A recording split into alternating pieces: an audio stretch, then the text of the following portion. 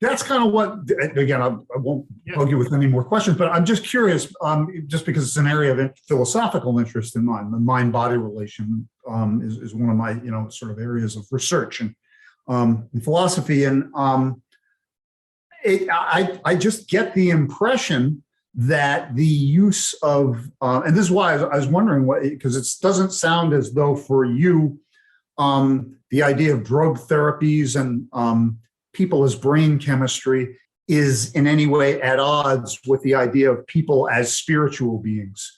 And I get the impression that the psychological community, like most communities, I guess now, professionals in most fields, tends to sort of start from this sort of materialistic presumption about consciousness, so that, they see what I would call, or maybe what traditional cultures would call a spiritual problem as a brain chemistry problem, right? So the idea is, well, so all you need to do, if all people are is brain chemistry, if that's all our hopes and dreams and thoughts and feelings are, all you need to do is manipulate the brain chemistry a little bit and poof, there goes the problem.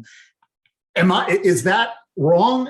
Because that's the impression that I get, that the psychiatric community, probably most of the medical community, feels about that mind-body relation. Is that not the case?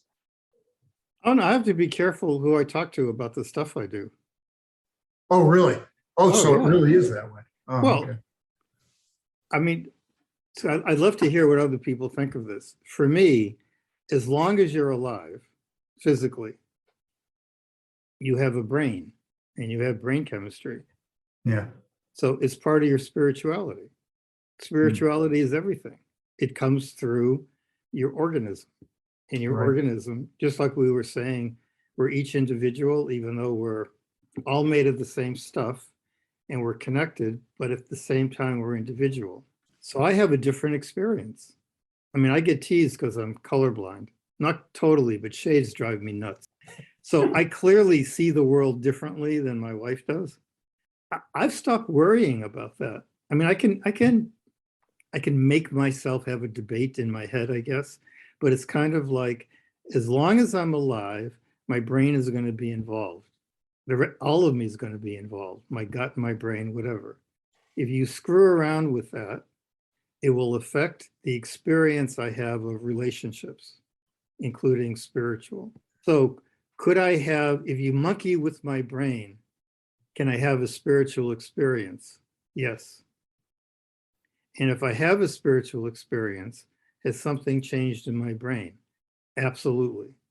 And there's good research behind that. Well, if my TV doesn't work, I'm not going to watch my favorite British mystery show. Does that mean the British mystery show doesn't exist? Just means my TV is not working.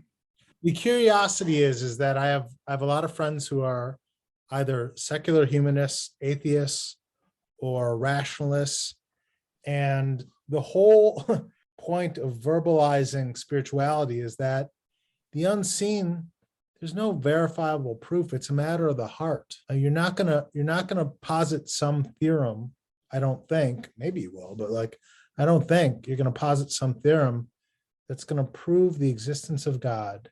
And yet, I think that for some or many, there's a deep intrinsic heart knowing or heart feeling or heart hoping that is the case, that we are governed by a sovereign that is unseen,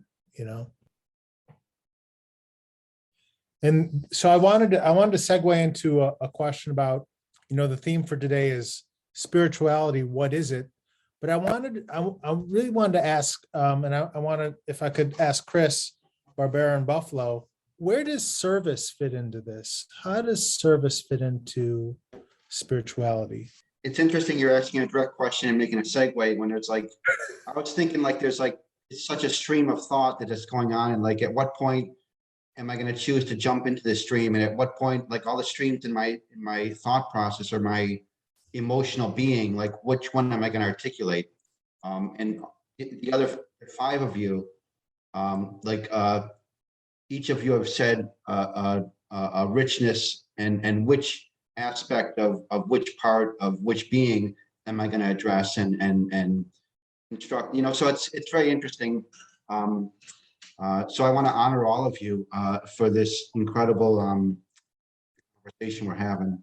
The intuitive being, that Betty was talking about as well, and the feeling thing, I was feeling too. But so your direct question, where does service fit in? I guess is somewhat related to the question of ethics and spirituality, perhaps.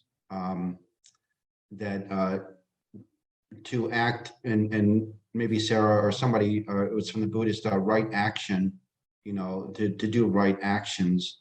So I guess like service and ethics would go together in terms of the question of spirituality. Well, I know, Chris, you and I have spoken at length, both personally and on previous episodes of Unraveling Religion. You really instructed me about the service-oriented scriptures of the Bhagavad Gita talk about. What was that called? You taught me this and I forgot. Well, It's not Jina. You taught me the different forms of the different Bhakti forms. yoga. Bhakti. Is that Bhakti is service? well, and again, something harkening back to what Sarah was talking about, like the construct, like religions are systems of thought, and it's and I think the systems of thought ultimately like reveal like get back into the heart center, like bring our mind back into the heart center and the being. So these are just systems of thought, but I think they're valuable as well. But my understanding of it, there different forms of yoga. Yoga meaning like linking up to God, like our linking to ultimate reality, or however we define what that is. So there are different forms of yoga. That is being like the path of knowledge, the path of service, the path of devotion, and the path of contemplation. Those are the four that I'm aware of that are defined through Bhakti yoga, Jnana yoga, Karma yoga, Raja yoga. And so like each individual has all of those within them, but either at different times in our life or one of them like stands out more than others.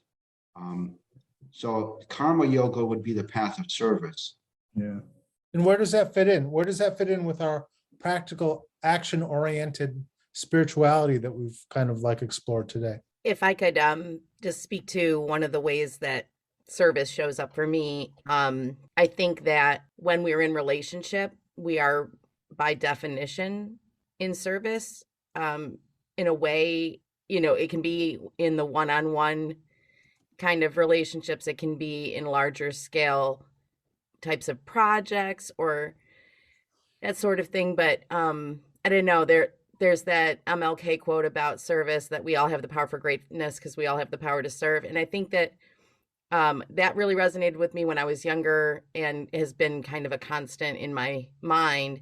It's like not greatness in terms of being dominant or being powerful over others, but recognizing your power with and power to are the kinds of greatness that resonate at a heart level. And it's in the smallest little interactions sometimes where I recognize the ways that I've had influence, right? And like right now, we're in a culture where influence is really at the center of so many things, right? Who has the most followers and who's getting the most celebrity, or who's being, who's lighting up the interwebs. And like, I've recently watched a few things that made me think a lot about this and how identity is shaped and how people are, compelled to invent personas in order to maximize that kind of influence. But then in the ways that I have experienced impact that I recognize as real, like transformative power is in it's like really small ways, just in knowing that I'm trusted by people who have no reason in a culture that is as fragmented as ours is to trust me at all. As I'm a white woman who works with a lot of Black, brown, and Indigenous kids. I have deep relationship with them. It was not easy. It was really uncomfortable, right? But the rest of when I'm out like last night, I went out with one of my former participants from one of my programs, and we just had the best time. But people look at us and it's like not shocking exactly, but they just seem confused. Like, how is it possible that these people are friends, right? And then there's just these moments of eye contact and like touch and hugging and whatever, like just shared experience and knowledge and trust between us that pass through that. Like we see what's going on, and that's service, right? That being in someone's life in a way that they know they can trust you when the rest of the world is saying you can't trust anyone. And that all you have is your own brand, your own image, your own influence. I really want to be able to, like, I'm trying to figure out how to teach it, right? Because the relationship arts, as a, how to build your skills. But the first thing has to be will, right? And the will is where service comes. I think it's like you have to know that we're here to serve each other, not just ourselves. That raises the quality of all of our interactions and brings spirit and heart work to the center of the world. Like I don't know, our capacity increases exponentially when we are in trusting, loving relationships that are full of joy and fun, and that serves the world. And just briefly, when we were talking earlier about brain chemistry and such, like somebody texted me on the phone, and this goes into service as well, but they're looking for this. Did you see that book, Pedagogy of the Oppressed? Like they're looking for a book in this place. So it's interesting. But I'm saying that because that had nothing to do with my brain chemistry, in the sense of like, that's something outside of myself, some person who's miles and miles away from me, that just maybe intuitively tapped into this kind of conversation. And then at that moment felt the need to text me at that particular moment when we were talking about this particular thing. So that's like a kind of synchronicity that I feel is beyond simple mechanics of material brain chemistry. And then the final thing I'll say at this moment about service, for me, it was about, like I was just thrown into it from the earliest age. Like, for instance, the metaphor of like, if I have a loaf of bread, I'll give that loaf of bread to somebody else. But in time, I had to learn like, well, let me break the bread and give half to you and half to me. Because I was like always like, from a Christian perspective, the phrase like, lose your life in order to gain it. And I took that quite literally of like, and it got into on a psychological thing, low self-esteem, where my life is not as valuable as the life of everybody external to me. And I always had to learn, like, there is a spiritual principle to that of like, but there's also a principle of like, on very sensitive spiritual people, to be careful not to give everything away. I think, Chris, that you bring up an important point, in that my way of verbalizing it is to say balance, maintaining balance is important. And regarding service, we chatted about the connectedness and relationship aspect of spirituality, or that spirituality is relationships and connections. And for me personally, when I'm serving, I'm joyful. And when I'm connected, when my relationship with my inner self is connected and healthy and balanced, I'm joyful. And when I serve others, I'm joyful. So to me, A plus B equals C, something like that. And so I think service is an inherent aspect of spirituality. Sometimes I pretty much have God days every day now, so I don't ask so much, but for a while, I would ask on a Saturday, because this was when I was working, I would get up and say, okay, this is a God day. And I would connect in my heart and say, all right, God, what do you want me to do? And so I was connected all day to that intuition, to that heart space. And I would follow the inklings, that little voice Sometimes I would go to the grocery store. Inevitably, whoever I had an interaction with there was served because of the conversation.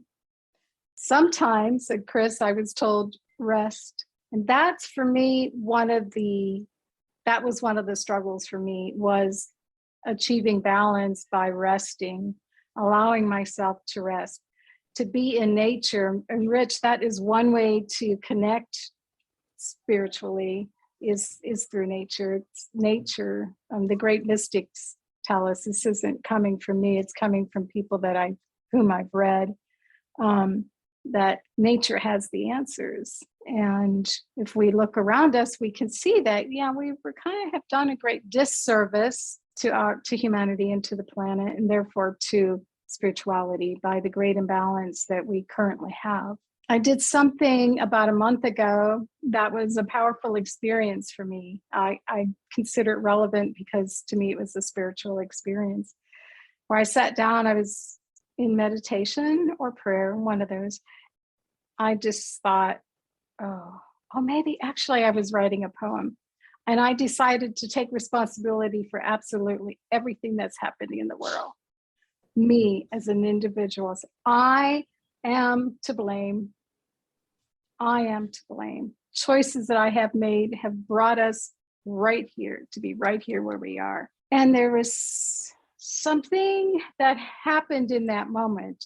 I felt no guilt.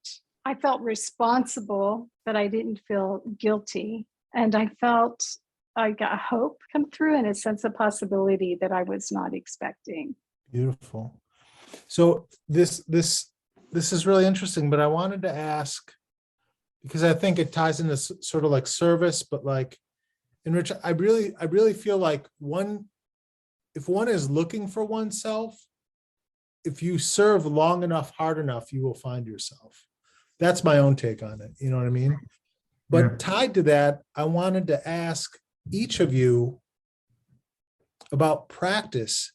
Is there a practice for life or spirituality that you have? Is practice necessary? Is it not necessary? And if it is been a part of your experience, and maybe the why or how has it been meaningful? I have a few practices. I think the primary, what I go to most often is wonder.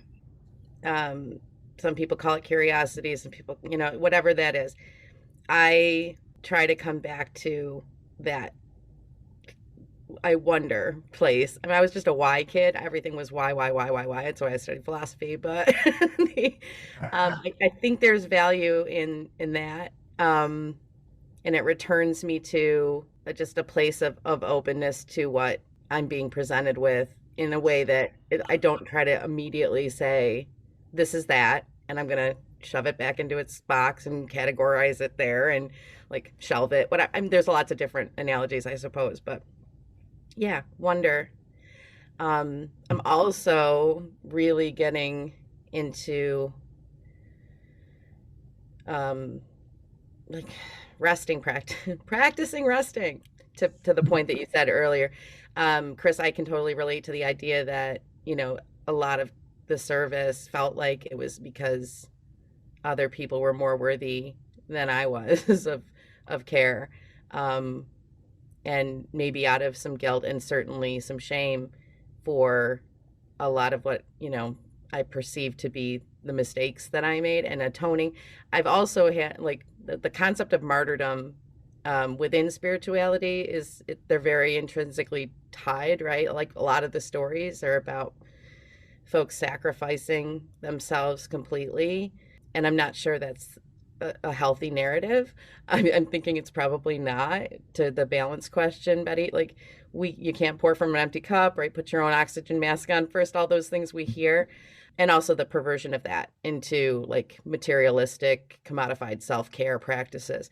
But rest really has suffered a great deal in our culture, either because folks are striving for more stuff, more prestige, more influence, more power, or because folks are trying to compensate for that imbalance on their own in ways that are self-sacrificing to the point of completely depleting us What aspects of wonder and rest are you talking about? Like, do you know what I mean?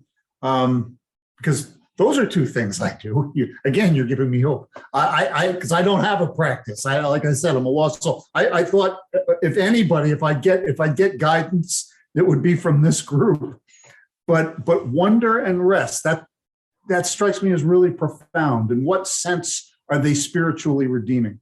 I guess I'm just recognizing that when I'm in those, when I'm practicing those things, those behaviors, those ways of approaching the world, I am less prone to stuckness. Really? Yeah. And stuckness is usually, for me at least, a function of wanting to have an answer too quickly, or being at a place where my capacity is so depleted, I'm not going to get unstuck because I'm literally out of gas, right? And so the way that I practice, and it's not like I have it on my calendar, whatever, like don't set a timer. Wonder now. It's just when I feel in my body that I'm getting to a place of stuck, and then I ask my body to tell me what it is that I'm missing, and that's the wonder piece. And usually it is rest that I'm missing. It's usually that I've gone too hard for too long without refueling, and that different types of mindfulness and wellness practices that are mostly informed by practitioners who don't get a ton of attention, but I will plug them here in case folks would want to check into it. But like Adrienne Marie Brown, and Emergent Strategy, and all of these kinds of offshoots of that work have been so incredible in my world. And also just from working, like I said, with a lot of young people who naturally do certain things they couldn't name. But they just do them. Like I've learned from young people, it is totally okay. When you are done, just go take a nap, like rest. I used to laugh at them. I'd be like, kids, like, what'd you do yesterday after school? They'd be like, I took a nap. Like, good for you. And everyone else is judging it and being like, did you get your homework done first? Did you do this first? Did you do that first? And I'm like, no, they took care of themselves. They listened to their bodies. They needed sleep. They got sleep, and like, yes, thank you for that lesson. I thought during the early days of the pandemic 2 years ago, it seemed like the world was on a Sabbath, and in relating to the question of rest. And I thought it was a positive thing. I mean, the dolphins were returning to the canals in Florence and such. The pollution levels were reduced in India and Los Angeles, all that stuff. So in terms of rest and Sabbath, I would hope the world could at least maintain some of those teachings from the early days of the pandemic. One thing that's through this conversation, the question of dualism for me, and non-dualism, with these questions of like definition of spirituality and reality of spirituality, or connection between ethics and spirituality, or a question between practice and spirituality. And I guess for me, the answer to those three questions would be non-dualism. In other words, you're asking like, how do you define or making distinctions between these two things? But practice is spirituality, in other words, would be my immediate response to that. I would say I practice almost every waking moment. And my first experience with practice happened in memory was when I was a little girl. I didn't know that I was meditating. It was just something I did, but I didn't know that's what it was called. It was a form of concentration, and it was very inward. I would focus on my blood flow and my breath, and then vibration. And the more I concentrated, the more expanded my consciousness became, and I became aware of things beyond myself. So now my practices include purposefully meditating, and prayer is important to me. It's important to me because I feel it in my heart, and very specific certain prayers. Although I had my own prayers, I would say, for a while, that were given to me from a higher level. And that's part of why I was curious about the Akashic Records, because I had seen some prayers that had come through the Akashic Records. Breath, being aware of breath is very impactful and imperative, actually. So breath practices. And being aware of relationships. I love what you said, Sarah, about wonderment, wonderment and rest. It's so wonderful, because it's like an openness, and it can only come from me when I'm in a space of unknowing, and I'm not thinking. I know I don't know. And being around 3 young boys just is such a gift and a blessing, because there is so much natural wonderment and curiosity and intelligence, natural intelligence that comes through their beings. We talked, there was, some reference to education too, and my daughter and her husband, as far as school goes for their children, they're following something called unschooling. And the boys are fine. They are learning who they are as spiritual individual beings. And yeah, there's competition, but there's not competition in terms of who they are in relation to each other. Like one doesn't feel jealous of the other because the other one is an artist. The competition comes, when they're playing and whatever. So, and I watched that, and it is a wonderment and a beauty to see, and gives me hope, because there are other people who are welcoming their children as individual beings, as seeds that need to be nurtured and nourished to grow into whoever they are meant to be. So I think that's beautiful. So yeah, I'd say my practices now are meditation, prayer, chanting. I chant off a lot, and sometimes a chant will just come through when I'm meditating that I'm to work on. My practice includes purposefully, often throughout the day, consciously connecting through my heart to other beings and to the beingness that we are all part of. Do you think that those formative experiences you had when you were a kid, becoming aware in those ways that you did, even though they may not have been formal meditative practices or anything, did they provide sort of a groundwork for where you are now spiritually? And Yes. And is what you do now spiritually a continuation of that? Yeah. Yes. In fact, like I kind of lost it for a while as a young adult. And then I found yoga and through practicing yoga and meditating, it started to come back, that connection and experience on a vibrational level. And yes, I wanted those experiences. I remembered all these experiences I had as a child that were just so beautiful. They were revitalizing experiences, and I kept them to myself.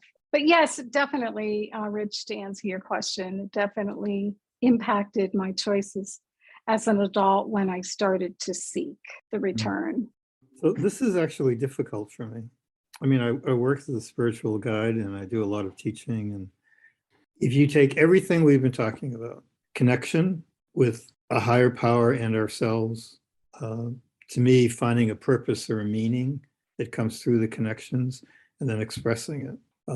That's the goal. Practice is whatever gets me there. So ideally, on the mystical path that I'm on, your whole life is supposed to be your practice. And the goal is to actuate that connection, to make it real, and to make it your life. Your life is an expression of those connections. So I think what I'm learning is there are as many practices as there are human beings. The other part I've learned is, we all have strengths. So I tend to use my mind a lot. And people talk about their heart probably more than I talk about it, although I have one. And I think what I found in my own experience with my own teacher and what I try to do with other people is you find your strength and you play to your strength. But your strength, this is so hard, can also be a block because we're multifaceted. So yeah, I have a very strong mind, but I can open my heart. And I had to learn things to do that. So yeah, I could have a list of things that I'm supposed to do: study, chanting, meditating. But really, the more I've thought about it, my goal is to have the meaning that I feel is coming through the connections in my life with greater powers all around me, to have that somehow come through my being. Whatever will help me do that is what I should do. And that's my practice. So it's that, find out what works for you. And your goal is bring the power and beauty of that connection through. And whatever it takes to let you do that, that's what you do. I agree with you, Henry. And I think what Sarah said earlier about the connection with the body is so important. And Oh, yeah. that was a relationship that I had to work on for a number of years. And I still actually need to work on it in terms of listening to my body and having a healthy relationship with my body, balance, food, exercise, etc. And as far as the spiritual bypass goes, I wanted to be a vegetarian. Years ago, I decided to be vegetarian. Twice in my life, I decided I wanted to be a vegetarian. Easy for me to do because meat is not my favorite food. Both times, I got a very clear spiritual message. And what I mean by that is it came from a deep place and a higher place. You need to eat meat. You need to eat meat. You can't be a vegetarian. And so both of those times I gave it up. I gave up being a vegetarian. And the first time I became a vegetarian, it was because I thought that was the spiritual thing to do. So I can relate to what you're saying. One of the things that bring up for me, if you don't mind, I'm just going to reflect on some of what I'm hearing, is that there's a dominant narrative in the culture that says if there's a right way to do it, everybody should be doing it that way, right?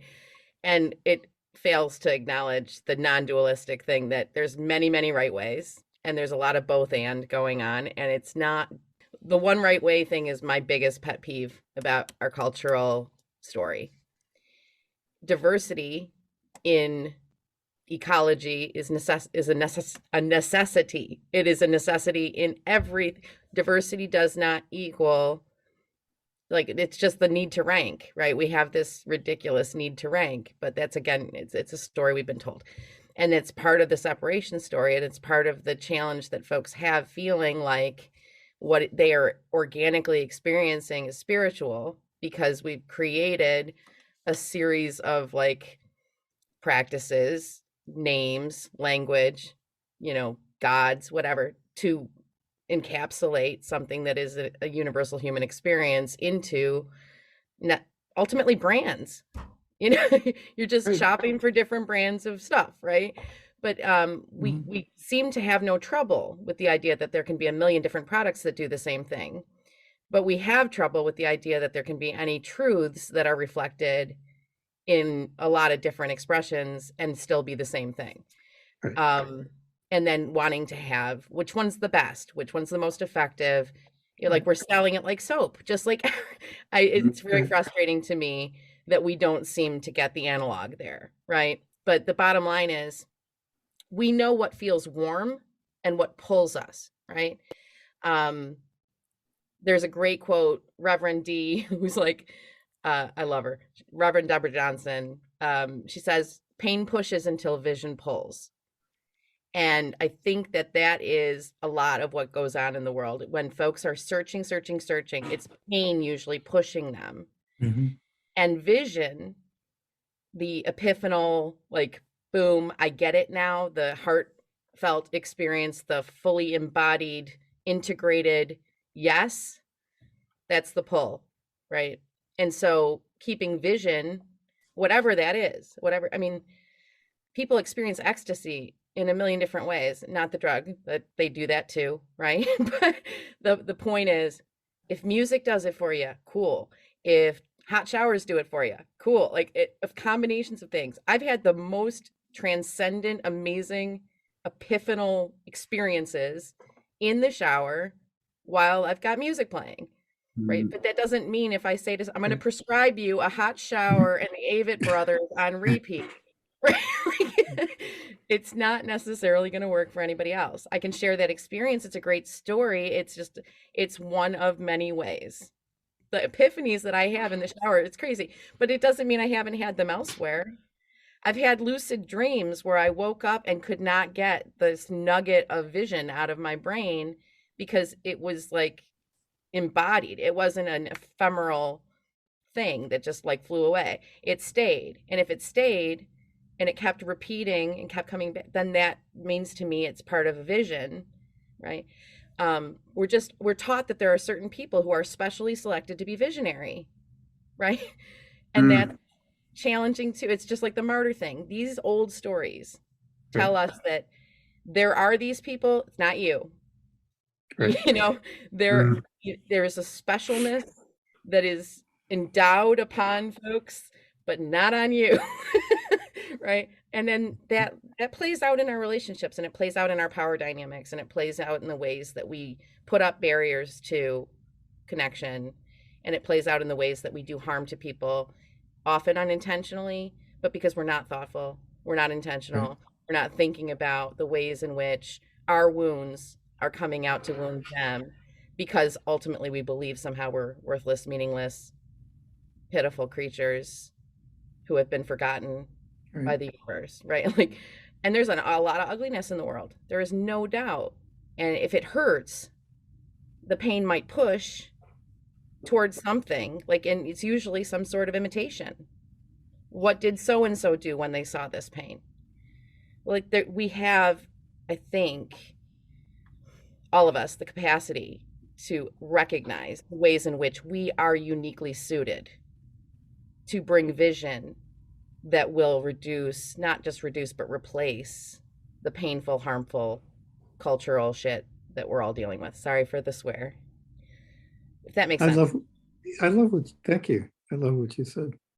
I mean, we haven't, Yeah. I think you used the word religion once and nobody else has used it, but religion has done so much damage because it's the one way, and it's not the one way. And even within the religion, you can have multiple ways, you know, and I was on a non-religious path, and even that was getting too narrow for me because it had to be this way. And, you know, so, you know, I lead group retreats, spiritual retreats, and I'll use a lot of music, and we'll do the typical, we do chanting like Betty was talking about, but I'll play Tom Petty because I'm in love with Tom Petty. I think he's one of the, I don't know, I listen to him and I just fly. And I use it as part of a spiritual retreat. Now, I know some people aren't going to get off on him like I do, but it's a group retreat, right? So you're never going to please everybody. So the second reason I do it, so one, for me, it's an authentic experience. So that, I think that's important. The second part is I am trying to push a point, which is it's everywhere. If the only time you're going to get high is you think it's when you see a beautiful sunset or you hear Beethoven or you're doing a spiritual chant, why don't you try listening to a piece of rock music and see if you'll get off on that? Because it made my whole world open up in terms of it's all around me. And then when I learned a little more about his biography and what he put into the music, no wonder people were getting it. No wonder he was such a great, same with the Beatles. It's like, look at how they evolved, from when they started to when they ended. Oh my God. And what they provided to the world in terms of the experience of integrating different forms of music and growing up in front of everybody and having their struggles in front of everybody. What a gift the universe gave us. If you say, I tried it and it just doesn't work for me, that's okay. But if you don't try it, or if you tell me it's not right, no, I just don't buy that anymore. So yeah, that exclusivity that you were talking about, Sarah, it drives me nuts. Pushing ourselves, allowing ourselves to try different things, but not being so rigid that if it isn't my way, then forget it. No, I just don't. Right. So with that, thank you so much, Henry and Sarah, Betty, Rich, Chris. I'm wondering if we could have a final go round about maybe reflections about spirituality. What is it? What do we take away from today, or what final offerings do we want to give? Well, I can say that Henry said something that resonates with me, and I'm glad I have an opportunity to share how it's impacted me. He used the word authentic. And if I were to articulate a goal that I have, it is to live my life as authentically true to myself as I am able to. And all of the practices that I engage in, I do because I love them. I don't do anything because I'm supposed to. I just love what I do. And in doing what I love who I am.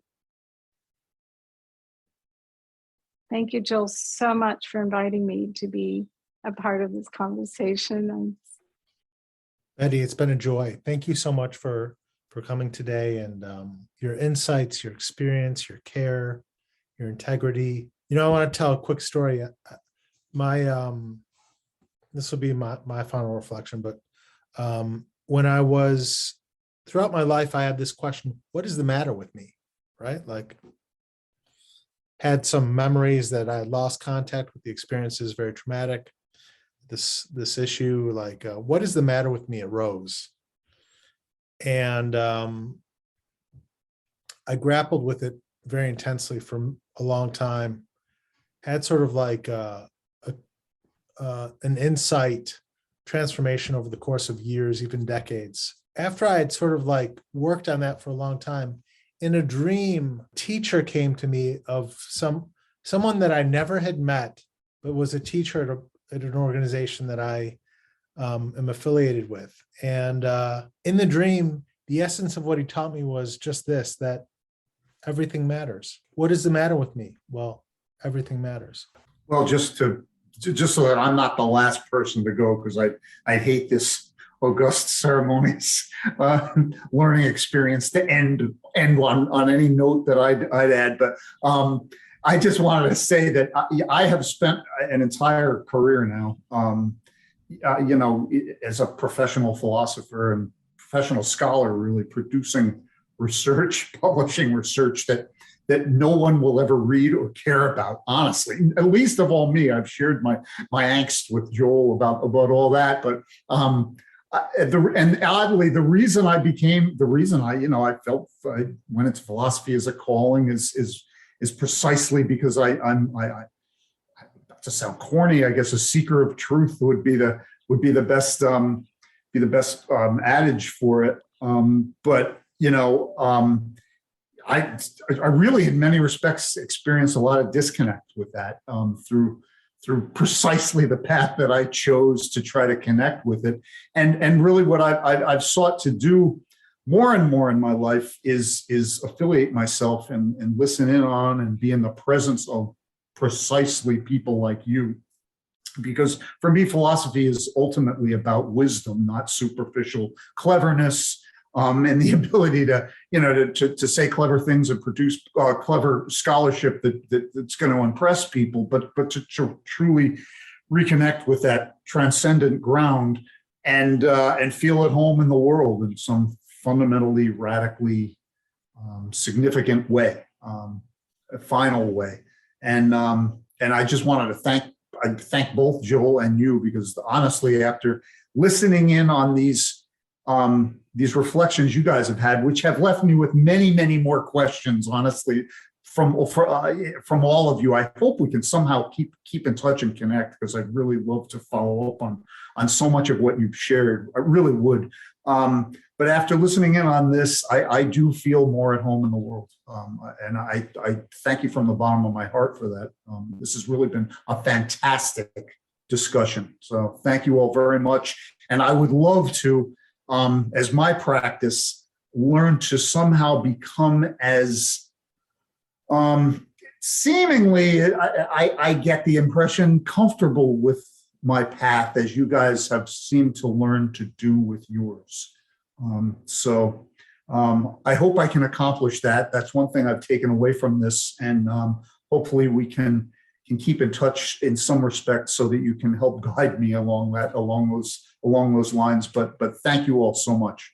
So honored to have you join us, and your very pointed care of others elicits such response and such thoughtful, provoking dialogue. I'm so appreciative that you're with us today, and I'm appreciative of our friendship, Rich. I feel like I took up a lot of space today, and I appreciate everyone's gracious welcoming of my insights. So I'm going to keep this short, because I think I've kind of summed up already in a couple places what I'm pulling from this, but mostly what I just wanted to say, and specifically to you, Rich, for having directed clear questions to all of us. Like, it added so much. And I just want to talk about very briefly this kind of discourse, like this kind of connected,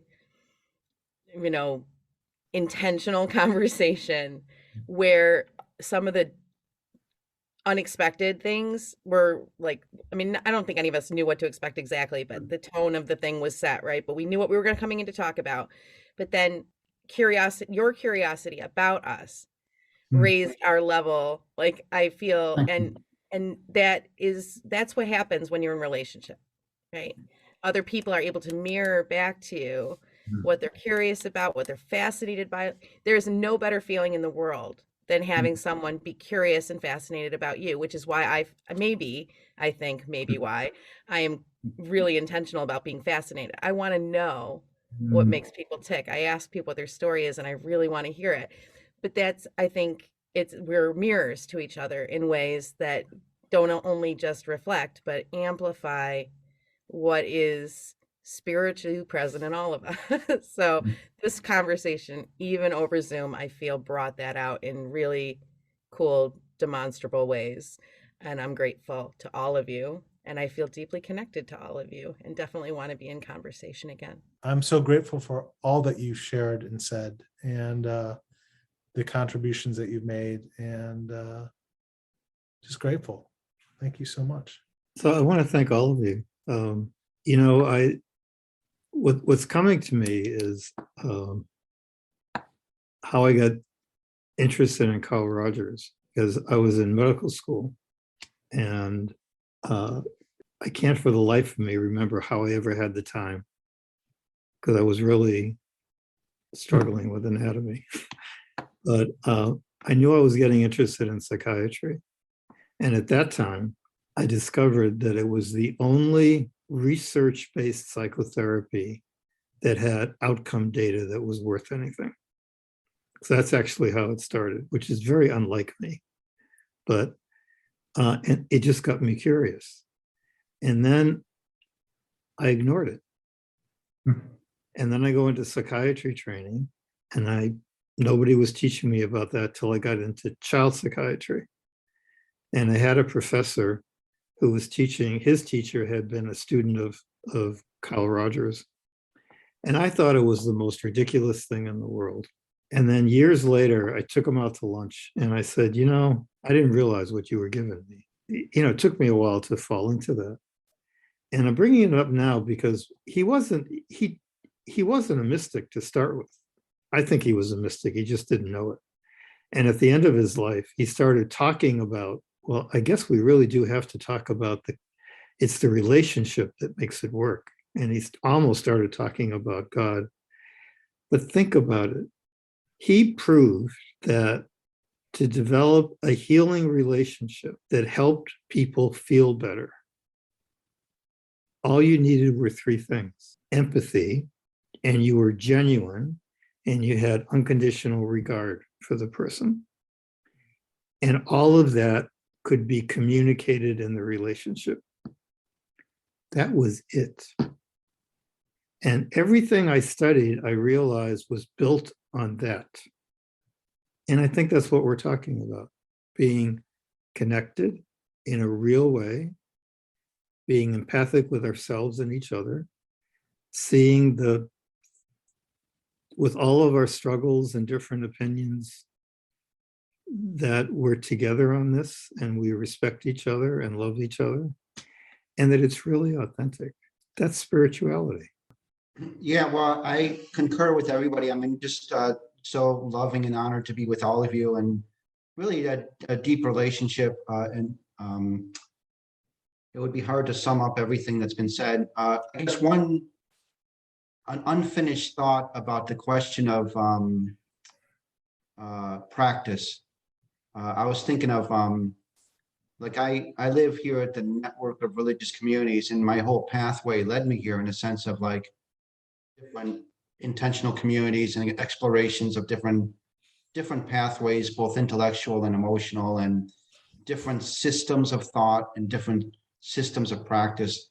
And then once I got here, I kind of let it all go. So it's like you see a mountain and then you let go of the mountain kind of thing. So I've tried to experience that in terms of this question of what is religion as a step to what is spirituality. And then even beyond that, it's even letting go of spirituality as a, so that's, yeah, I guess I've never been, so I've practiced different disciplines. I fasted for, a couple weeks. I've walked on pilgrimages. I've studied scripture. I've done a lot of service. I've done the practices that have led me to, but I've never really stuck with one. Almost like I'm partly an explorer, a chameleon, and maybe that's part of my nature to do that, And I've always someone mentioned about